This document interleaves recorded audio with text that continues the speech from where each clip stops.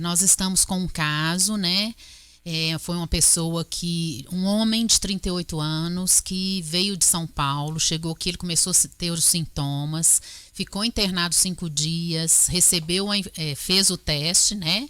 E recebeu orientações na sua alta para fazer o isolamento social. E como ele respeitou, agora ele já está de alta, né? E cumpriu totalmente a sua quarentena. Ou seja, as pessoas que, por exemplo, são da família dessa pessoa, elas nesse momento não correm o risco de também estarem infectadas ou elas estão sendo acompanhadas também? Nenhum apresentou nenhum sintoma, né? Porque pelo que nós estamos presenciando, todo mundo respeitou essa quarentena, né? Então, muito importante isso. E está tendo muito questionamento, principalmente na rede social, a respeito do exame, né? Por que só agora? Por que estava escondendo? É importante esclarecer para a população que não é o primeiro sintoma que vai fazer o exame. Por quê? Tem até o dia certo. Nos 5 primeiros dias, se fizer o exame, ele vai dar negativo. Então, depois de 5 dias dos sintomas, é que é autorizado fazer o exame. Primeiro ponto. Segundo, estava tendo uma demanda muito grande. Primeiro a gente estava fazendo no Rio de Janeiro, depois já conseguimos fazer em Belo Horizonte. Agora nós temos mais laboratórios credenciados para fazer. Estamos trabalhando até para credencial da prefeitura.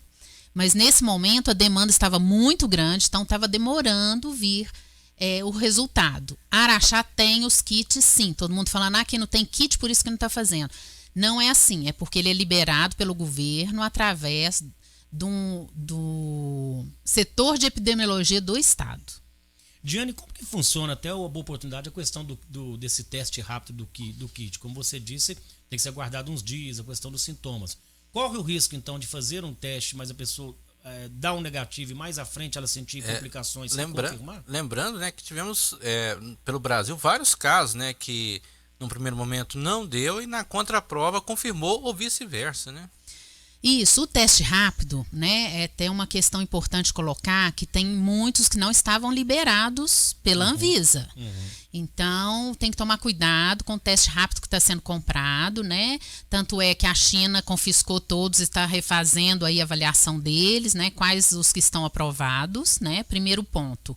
E segundo, precisa ter muito critério, o dia certo e como fazer esse exame. Não é simples, tem que saber coletar o material de uma forma correta, não pode ser muito pouco, tem o dia certo, então é importante cada um acompanhar os seus sintomas a cada dia, importante até anotar.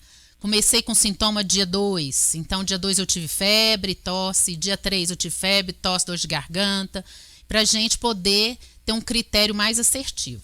É um exame de sangue, Diane? Não, é um exame que é coletado na mucosa, né? Então, ou no nariz, ou na garganta, né? Então, é um exame muito chato, né? É isso que eu ia dizer, é muito delicado. Muito delicado. A Patrícia Pires está dizendo assim, desde já agradeço a secretária de saúde, a cada um de vocês, dentro da função que lhes foi dada. São competentes, eficientes e muito dedicados. Gratidão pelos esforços que estão fazendo por todos nós. Lembrando, então, ainda sobre em relação ao caso, que o paciente passa bem, Diane.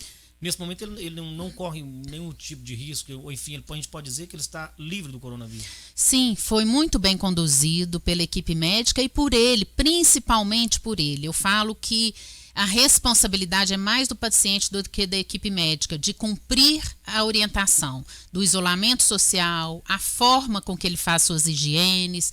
Então, esse paciente teve todo esse acompanhamento de forma correta, é um exemplo para todos nós e por isso ele também está de alta. E por isso até a gente está sempre divulgando, né, os telefones que o comitê deixa à disposição das pessoas para elas terem um acompanhamento e principalmente nesse momento, né, Diane, que a gente tem percebido a orientação verdadeira, né, a orientação de como as pessoas devem proceder. Né? É muito complexo, né? É uma coisa nova, só tem 3 meses que nós estamos estudando esse vírus, todo dia a gente recebe uma informação nova, então nós estamos com uma equipe muito unida, trocando informações para orientar a população. Então tem muitos questionamentos, o que a gente não sabe nós estamos correndo atrás para responder, então tire suas dúvidas nesse número. Agora a gente percebeu por esse caso, também é bom frisar, que as pessoas abaixo dos 60 anos também correm o risco de se infectar. Se for olhar aí, nós estamos divulgando diariamente as síndromes gripais, né?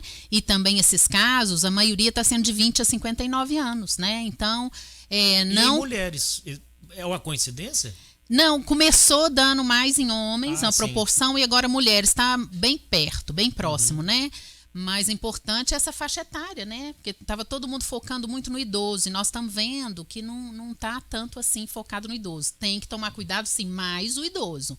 Mas nós, principalmente essa faixa etária de 20 a 59, precisa cuidar. Principalmente para a questão do organismo, né? Dos anticorpos, da defesa, né? E nos preocupa muito crianças, né? Nós estamos vendo sim. o tanto de criança na rua, o tanto de criança em supermercado, né?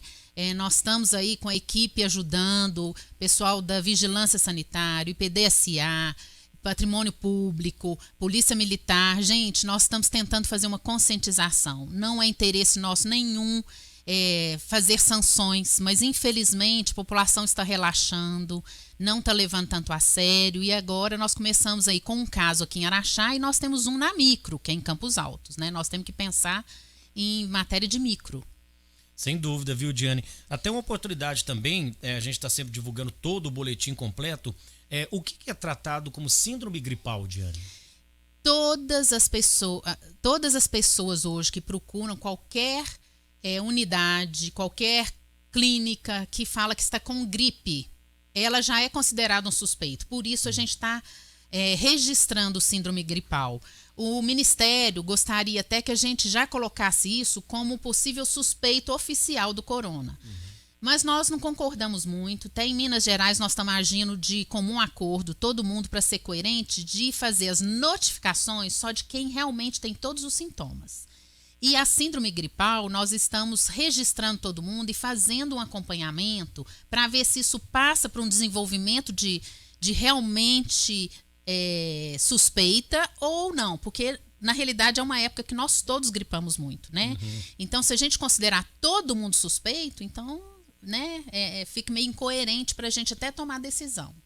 Sem dúvida. Em relação ao boletim último divulgado, 202 pessoas, né, com síndrome gripal em Araxá. E até respondendo aqui também a pergunta do Zidane, participando conosco, primeiro ele pergunta se, apesar deste caso, a situação do controle, Diane, continua otimista?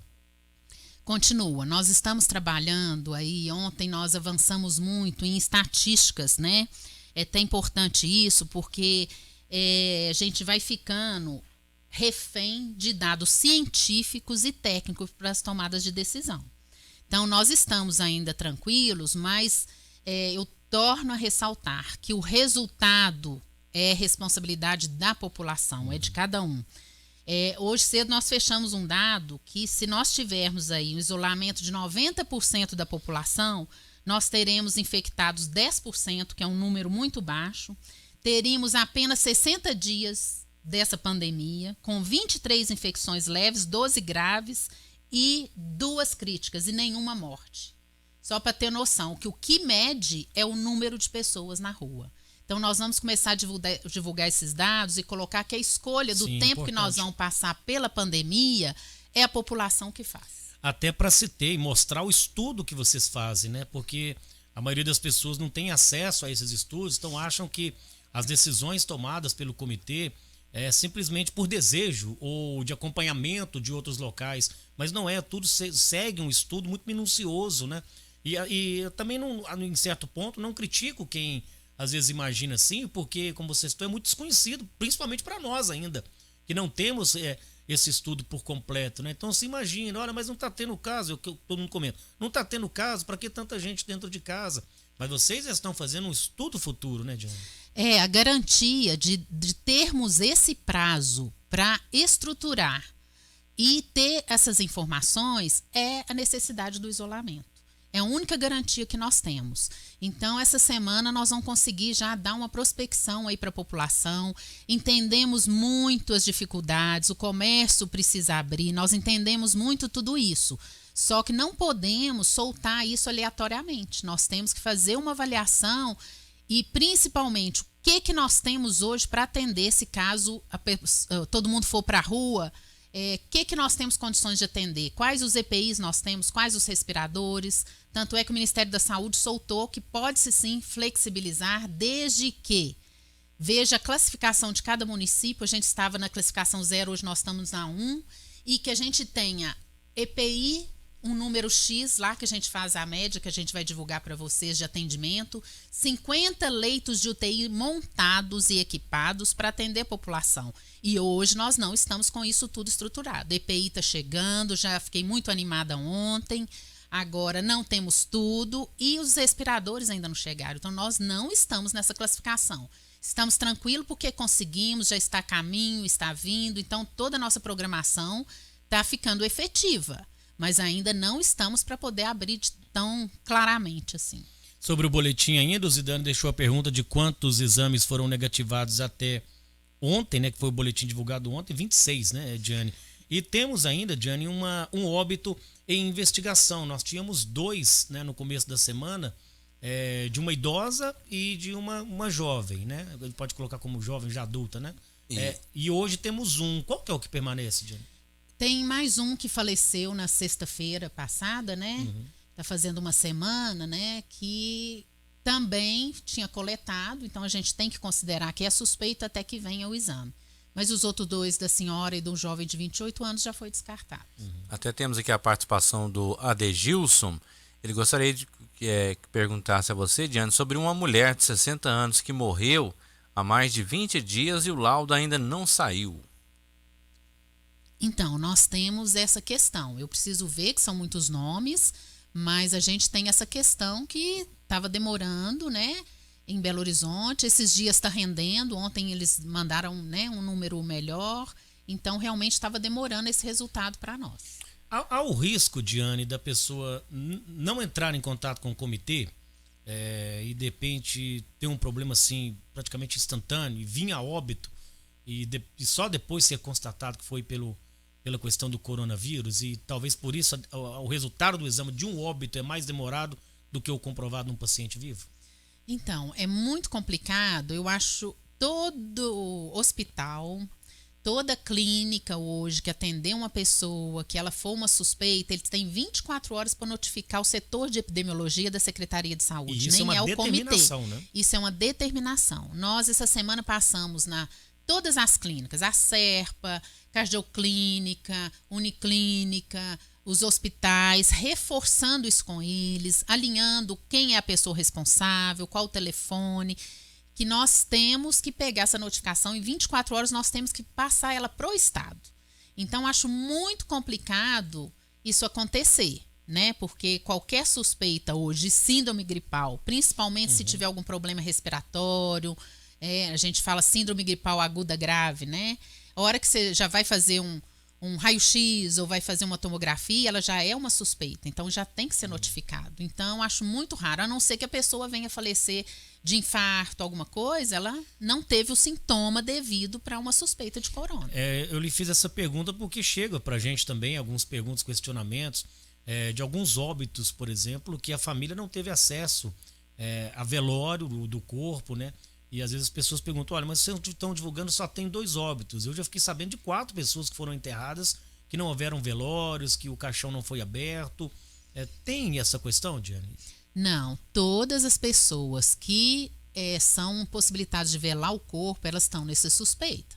Então, assim, existe muita gente falando muita coisa, muita gente aumentando, mas por isso a gente está com a transparência. Ontem eu fiz questão de adiantar o nosso boletim. Sim. Nós estamos soltando 5 horas da tarde, aí para evitar que tenha essa especulação, que tenha muita gente trabalhando em cima. Não é momento da gente estar fazendo política e nem tá querendo criar pânico, mas eu fiz questão de adiantar o boletim para ver que nós estamos transparentes. Então, não temos intenção nenhuma de esconder nenhum. Toda pessoa que tiver a suspeita, ela está sendo acompanhada e, infelizmente, como o exame não sai na hora, vai sim se privar do velório, né? É uma norma, né?